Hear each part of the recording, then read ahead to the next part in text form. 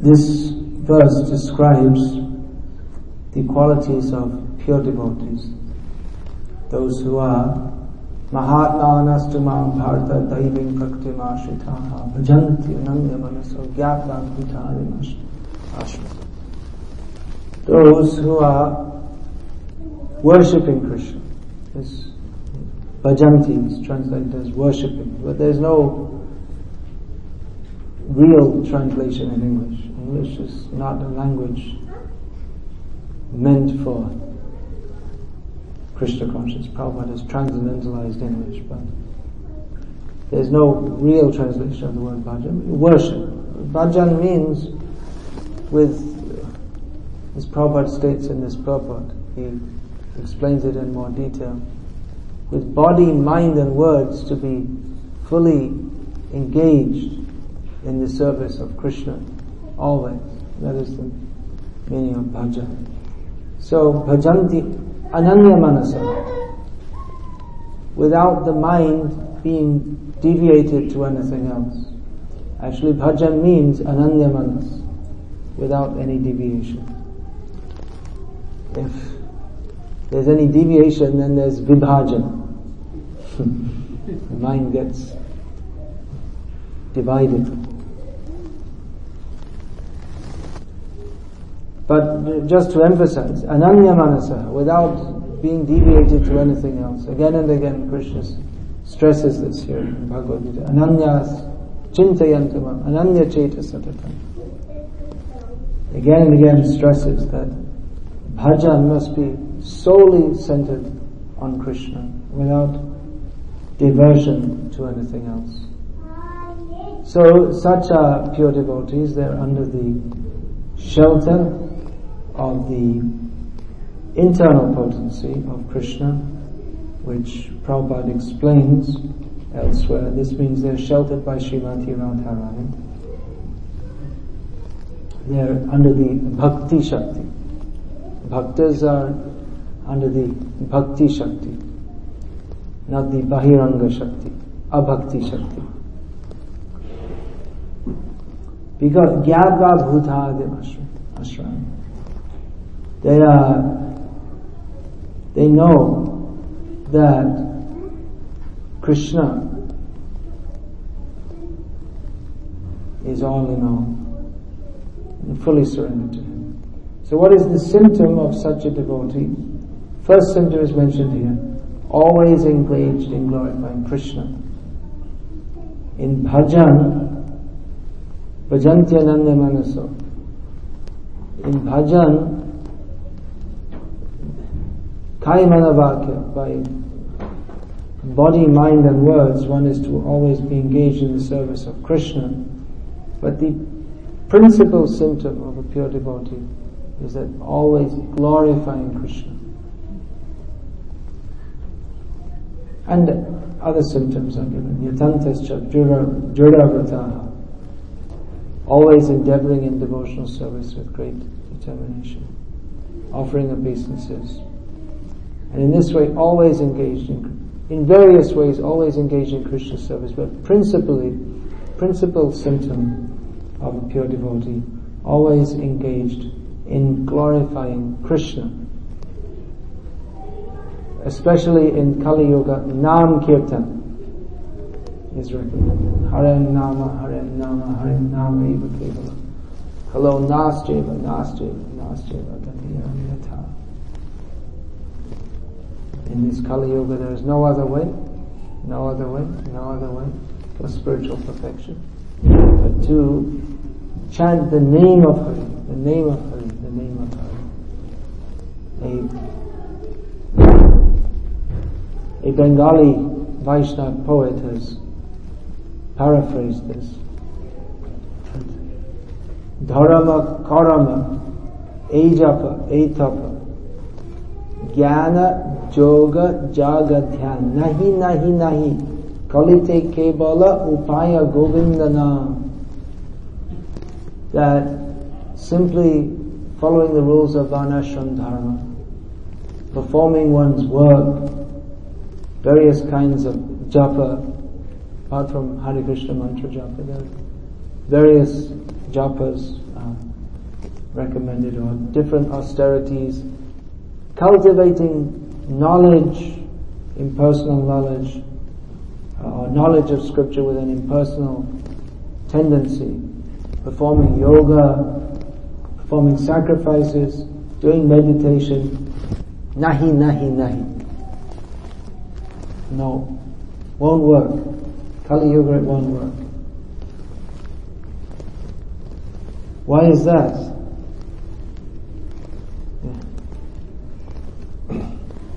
In Satya Yoga, the process for God realization was meditation. Kriteya dhyayato Vishnu. In the Satya Yoga or Krita Yoga, the process was to meditate on Vishnu. But in this age, no one's mind is steady. We cannot fix the mind. If we simply try to fix the form of the Lord in our minds, again we'll find vibhajan. It'll become divided in so many ways. So the best, therefore in the Kalo Kriteya Dhyayate Vishnu Traitayo Yajyato Makhaya. So for the same purpose of remembering Vishnu, the process of yajna was introduced in the Treta Yoga. And then again, with the situation becoming more and more degraded by Dwarpa Yoga, the sages found it necessary to introduce the Archan Vidhi, deity worship. Tretaya Yajato Makai, Dwapare Paricharyayam Kalodhad Hari Kirtanat. And in Kali Yoga, the Kirtan process is meant for remembering Krishna. Nam Kirtan. Hari Kirtan, Nam Kirtan. So this fulfills the purpose of all other processes, and particularly in this age, no process can be successful. If one does deity worship without chanting the holy names of Krishna, that will not be successful. Everything has to be accompanied by chanting the name of Krishna in this Kali Yuga. And the holy name alone is sufficient to give all God realization. Eha hoite sarva siddhi hoibe shava sarva kan kahana vidhi nahiya. Chaitanya Mahaprabhu told that simply by the chanting of the Hare Krishna Mahamantra, everyone can achieve all perfection. Therefore, everyone should chant the holy names all the time. And there's no other process. But then we may say, then why are we having this class? Why don't we just stop it and just chant? Why did Prabhupada write so many books? Why did the Acharyas write so many books? And why did they establish temples? Why don't we just all sit and chant Hare Krishna, like Haridas Thakur, every day? 3 lakhs names. That's 198 rounds, 192 rounds daily. So he was only chanting all day and night. So why don't we do that? Well, one reason is that we can't do it because we don't have so much taste for the holy name.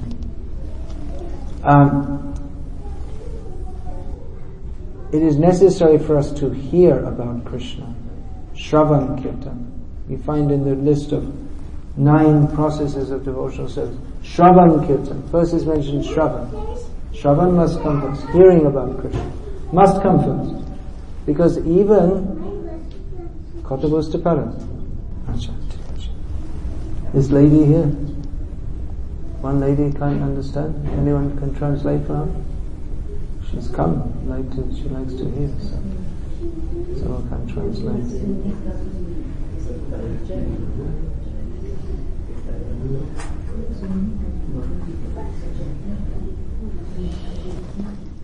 So even if we are to chant, how will we chant? First someone has to tell us to chant, isn't it? So first comes Shravan. Then they will say, why should I chant? And that will have to be explained. And that will have to be explained in great detail, because due to our contaminated consciousness, unlike Haridas Thakur, we do not have the natural taste for chanting the holy names. So we have a taste for topics other than Krishna. This is our situation in material consciousness. So, hearing about Krishna, why we should chant Hare Krishna, why we should surrender to Krishna. So hearing, that is to convince us intellectually and to awaken attraction. It's not, if we say intellectually we shall understand why we should chant Hare Krishna. That's one part, one function of hearing. We should hear to become convinced. But hearing is also to awaken the natural attraction of the jiva for Krishna. It's not just that we should do our duty. Why should we go to war? And they will try to convince us. But that's a duty. But chanting Hare Krishna or serving Krishna is not simply the duty of the jiva, but it is his pleasure. Certainly it is the duty. It is, Srila Bhaktivinoda Thakur wrote one book, Jaiva Dharma. What Jaiva Dharma? What is the function? What is the natural activity of the jiva, of the spirit soul? And in that book, he analyzes different phases or understandings of dharma, such as demigod worship, impersonal, striving for impersonal understanding of the absolute truth, Islam, so many different things he compares. And then the conclusion is that Jaiva Dharma, the natural function of the jiva, is to serve Krishna. And Jaiva Dharma, its topmost manifestation, is the service of Radha and Krishna. This he has established. Now the word dharma is often translated as duty, isn't it? There's no one word, again in English. It's sometimes translated as duty, sometimes as religion. Prabhupada translates often as occupational duty. That specifically means within Varnashram Dharma. So we can say it is the duty of the jiva to serve the Lord. But dharma, prem dharma, Chaitanya Mahaprabhu taught prem dharma. In love, it's more than duty. Just to give a mundane simile, it is expected in traditional culture that the wife will cook and serve the husband. So that is her duty to do so. But it is expected that it is not just out of duty, but she does so with affection also. So it is the duty of the jiva to serve Bhagavan. But more than duty, it is out of love. That is the natural relationship between Bhagavan and the jiva is a relationship of love. So hearing about Krishna, Shravanadi Shuddha Chite Kariye Uday Nitya Siddha Krishna Prem Shadha Kapurnani. Hearing about Krishna awakens the natural feelings that the jiva has for Krishna. So these are two functions of hearing: to convince us of the necessity of serving Krishna and to awaken the natural attraction for doing so. Then there are so many other points too. There's Sambandha, Abhideya, Prayojan, how to serve Krishna. We'll hear and understand why we should serve Krishna and how to serve Krishna. And what is the result of serving Krishna? What are we? Where are we going? What are we aiming for? So sambandha, abhideya, prayojan, hearing about Krishna consciousness. That also includes analysis of what is not Krishna conscious. Devotees only speak about Krishna, then we may say, well, why do we discuss about the foolishness of the endeavor for material happiness? Why do we also discuss how the endeavor for impersonal liberation is also not wanted? Why do we discuss all these things? Why don't we just talk about Krishna Lila? It's required that we also hear about the foolishness or the uselessness of endeavors for material happiness in all its various phases. That means just like demigod worship for material gain, we should hear about this. And then so many different philosophies may be current in the world that at different times there are various phases of different philosophies which are present in the world, and the conditioned souls tend to become attracted by these various philosophies because we hear them. We are constantly hearing not Krishna Katha but Gramya Katha, or the talk of ordinary people who do not know. They are Panditamani. They think that I am very learned, but they do not know. Nati vidu swartikatingi Vishnu. They do not know that the real goal of life is to attain Vishnu Bhakti. So we tend, what we hear, and by the association we keep, sangat sanjayate kamaha, our desires tend to develop, and we tend to think in the way that other people think. And most people are not thinking of Krishna. So that is the result of asat sangha, that we won't think of Krishna. And there are many elaborate philosophical systems which are designed to help us elaborately forget Krishna and think that what we are doing is right, whereas actually everything that we are doing is not right if we are not surrendering to Krishna. It may seem right, but the nature of this material world is that it seems, everything here seems real, but then we find that everything we considered real, we study in school and college for 20 years so that we can spend the next 30 years working like a slave, and then we die and we think this is reality. In this way the whole life goes, but we think this is the purpose of life. Everyone is doing it. We should study and have a respectable position in society, and we presume it's correct because we're always hearing this and we're always associating with people who think like this. And there are various ideas extant in the world. So we have to hear what is the actual fact, what is actual reality, from those who are in contact with that reality. We are not in contact. Now we are supposing that our present situation, this is real.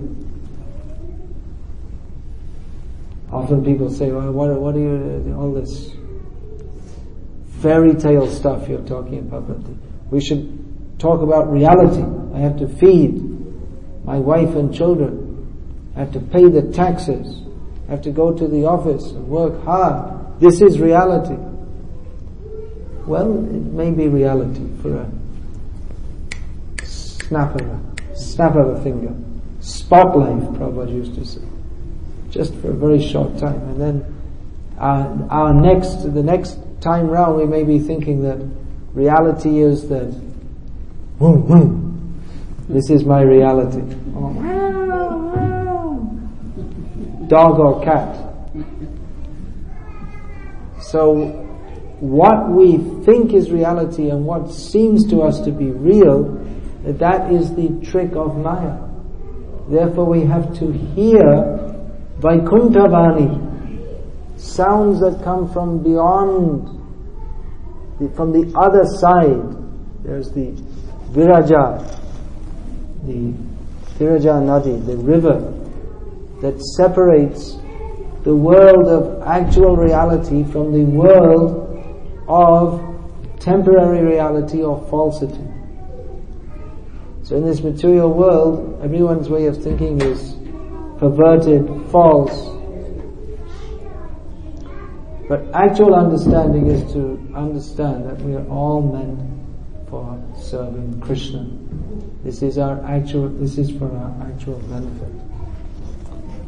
So we have to hear this. We may say chant, we should chant the holy names, but our chanting cannot be perfect and complete unless it is accompanied by regular hearing of whose name we are chanting, for what reason we are chanting, and how we should chant. Otherwise, out of some sentiment, we see so many Mayavadis. They're also chanting the holy names of Krishna. But Krishna is not pleased by that.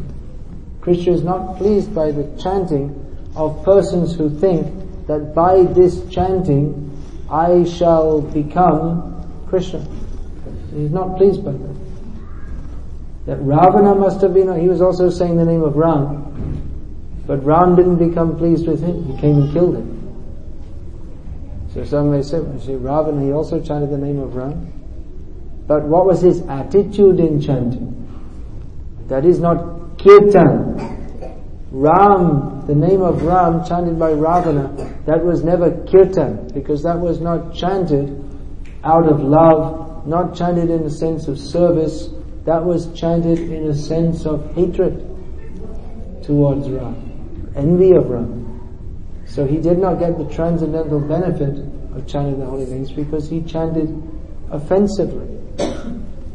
So also if one chants the names of Krishna but thinks that Krishna is simply some manifestation of the impersonal absolute, in other words they think that ultimately Krishna has no hands, legs, face, form, words, the Bhagavad Gita it's all just some temporary manifestation.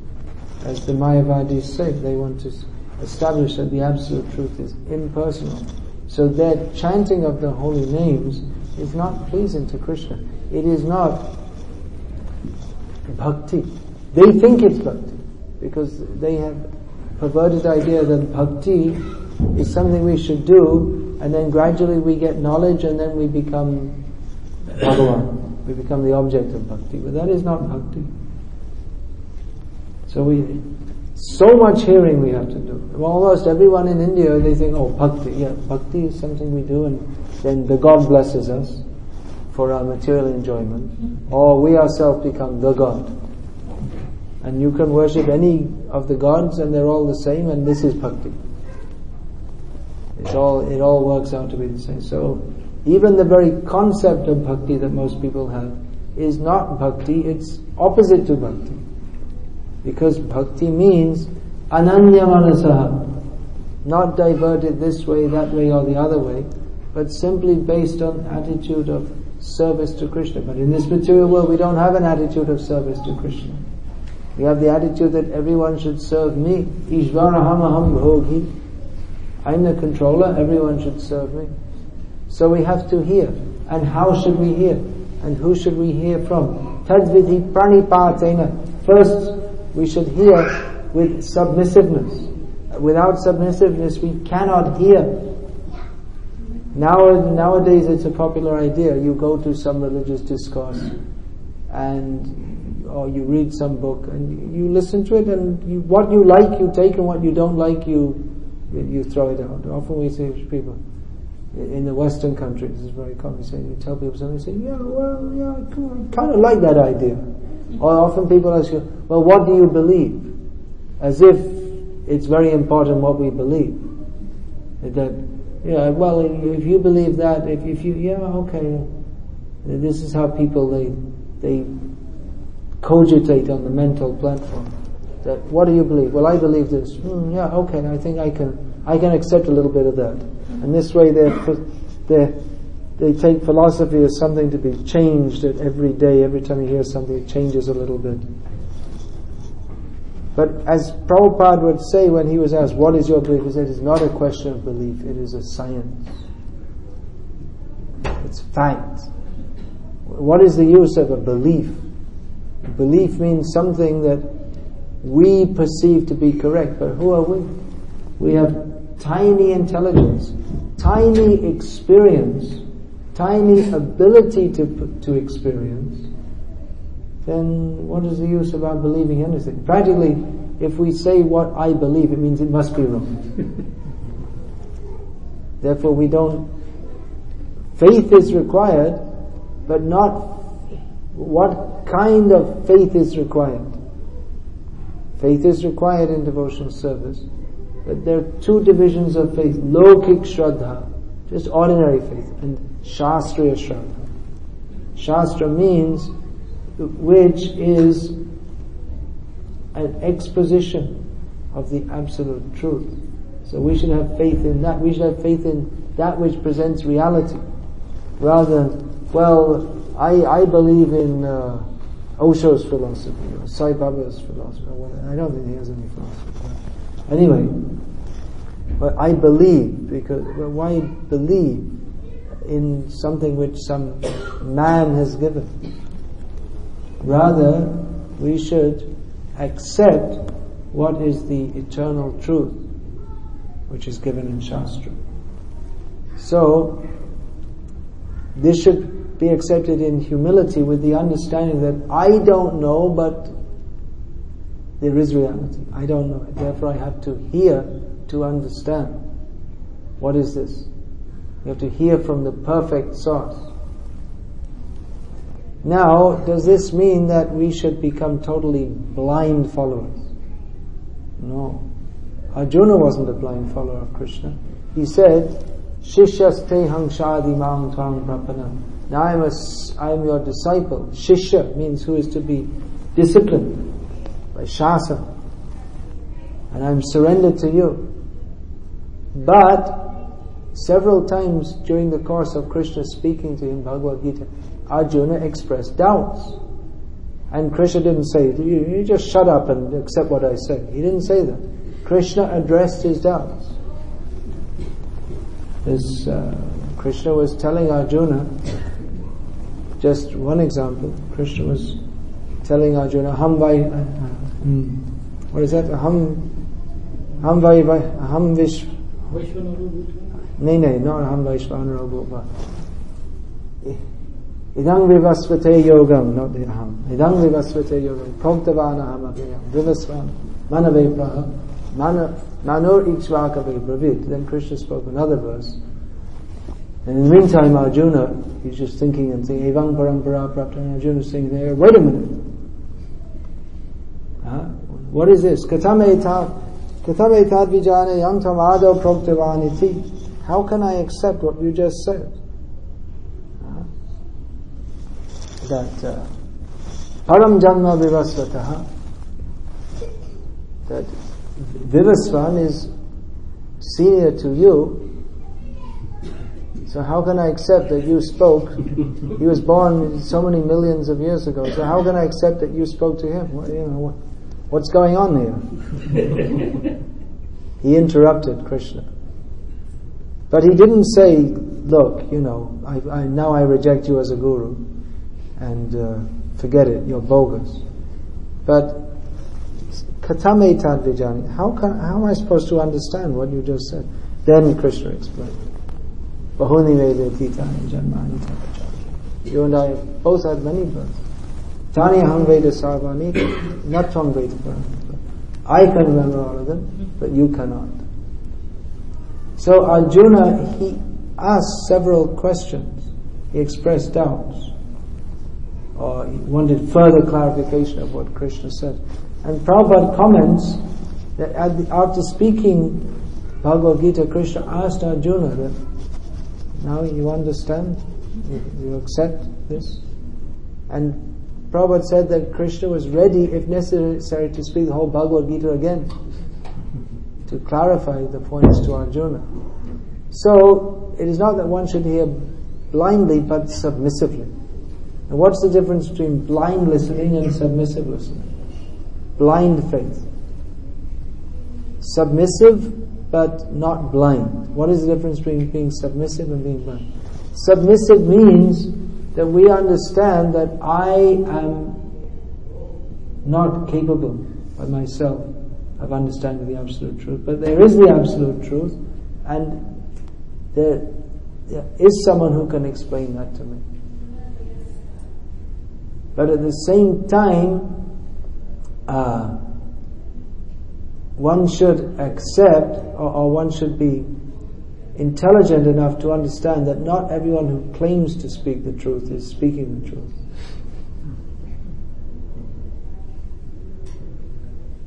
Now, Shishyaste hangshadi mangtang prapannam.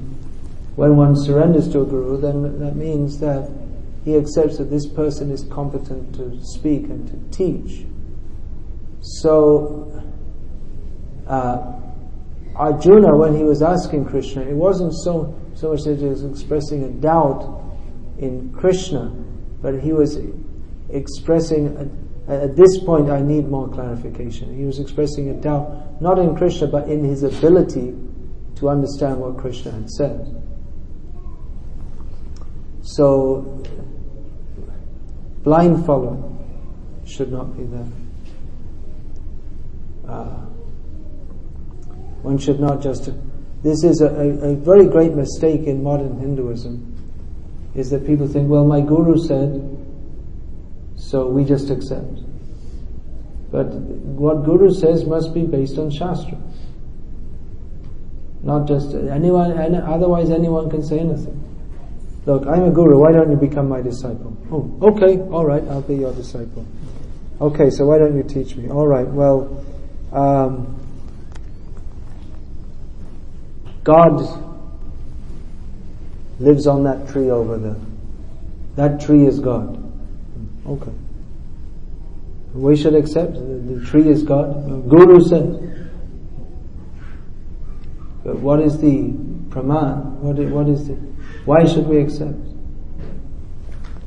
Guru means he should speak according to Shastra and according to Parampara. We should hear according to the Parampara. Prabhupada never said that I am a God-realized soul and I have come to teach you. But he said, I am simply presenting what I have received in Parampara through my Guru. And even his Guru, Bhaktisiddhanta Saraswati Thakur, who was tremendously learned scholar, his Guru was Gaura Das Babaji Maharaj, who appeared to be almost illiterate.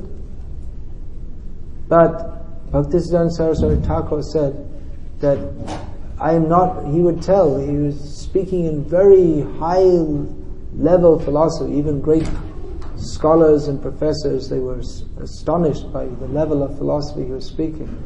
But he would say that I am not giving anything of my own. Whatever I've heard from my Guru Maharaj, I'm speaking. Whatever he inspires me within the heart to say, I'm speaking. It's not my own thing. It's not my... So, with faith that what is being presented to us is authentic, we should hear. But we should hear carefully, discerningly, not just accept that what anyone says is correct just because they have some charisma. Or often people become attracted. Someone was telling me they went to some Kalki, what is this imitation Kalki Bhagavan, and they did some bhajan, and then his sister-in-law became cured of cancer for some time, and then again she got worse, and then they went back to him, and then again they did some cure and it didn't work.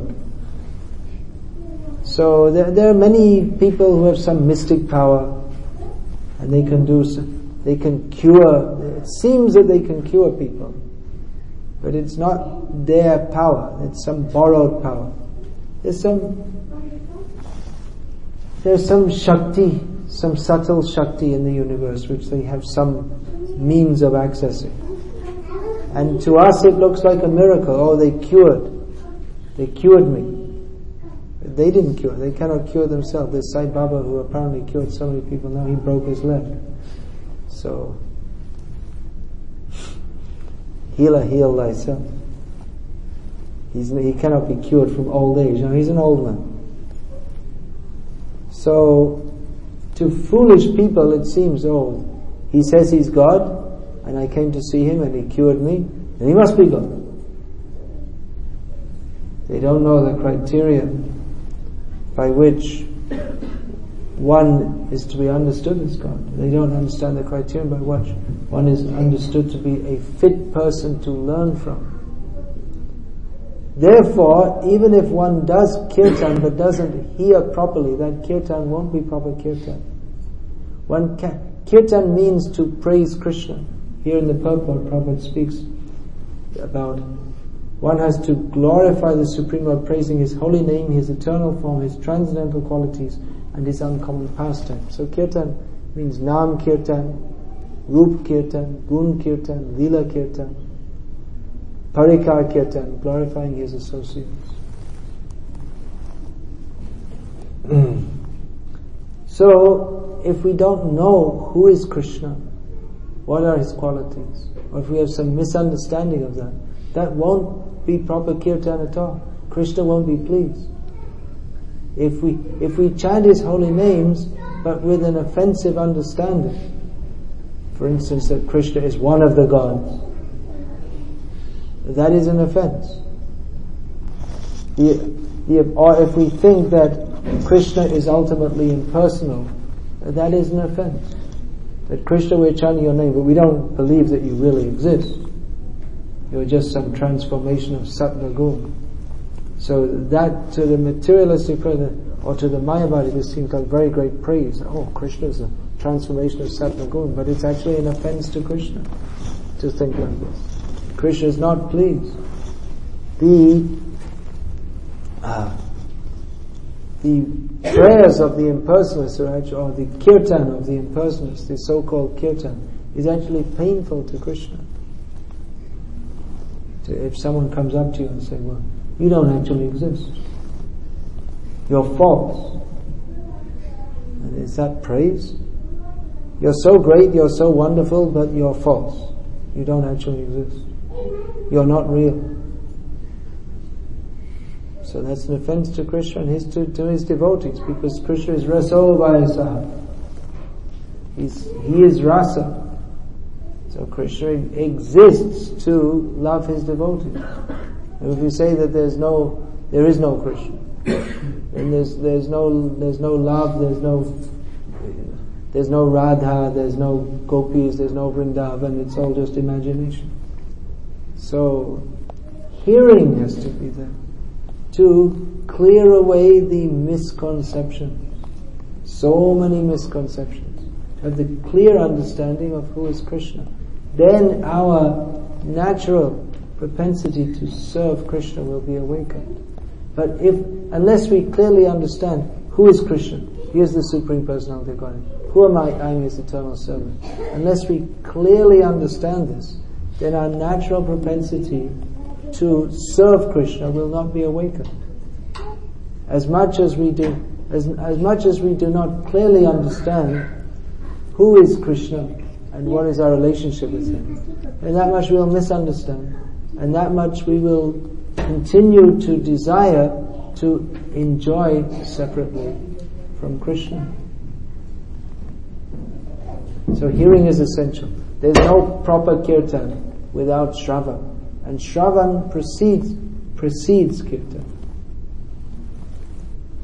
The two go together. Srila Bhaktisiddhanta Saraswati Thakur said that just as Krishna, undoubtedly Krishna is complete. He is the supreme, complete, absolute truth.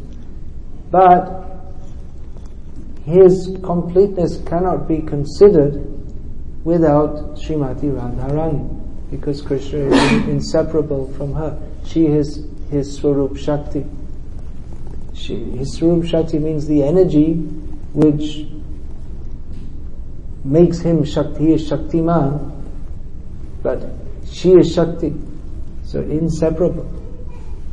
So just as Srimati Radharani is the Swarup Shakti of Krishna, so Shravan is the Swarup Shakti of Kirtan. Kirtan is not complete. Just like if we see Krishna, Just like in Udupi, for instance, we'll see Krishna alone. So there is Krishna. But Gauriya Vaishnavas know that Krishna must always be with Radharani. So Krishna, we see Krishna. Krishna is there, he's complete. But Gauriya Vaishnavas they see that there is no Radha. So they consider not complete. And Krishna himself feels himself incomplete. So Nam, Kirtan, is incomplete without Shravan. Shravan must be there also. And Shravan means that Kirtan is there. Chaitanya Mahaprabhu said, Kirtaniya Sada Harihi. So then if we say, okay, now stop the Kirtan, we'll have Shravan. Then Kirtan is stopped? No, because Shravan means hearing Kirtan. Kirtan means glorification of Krishna. So these different phases of Kirtan should go on. Hari Katha Kirtan and Nam Kirtan.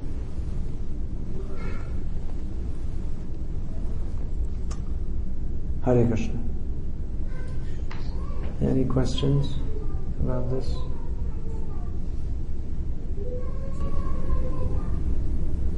Prabhupada said, because I heard nicely, therefore I can speak nicely.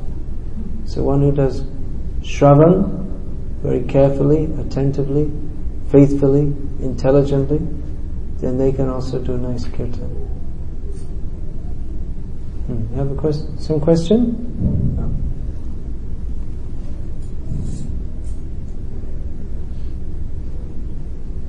All right, so thank you all for so kindly coming and giving me an opportunity to perform kirtan.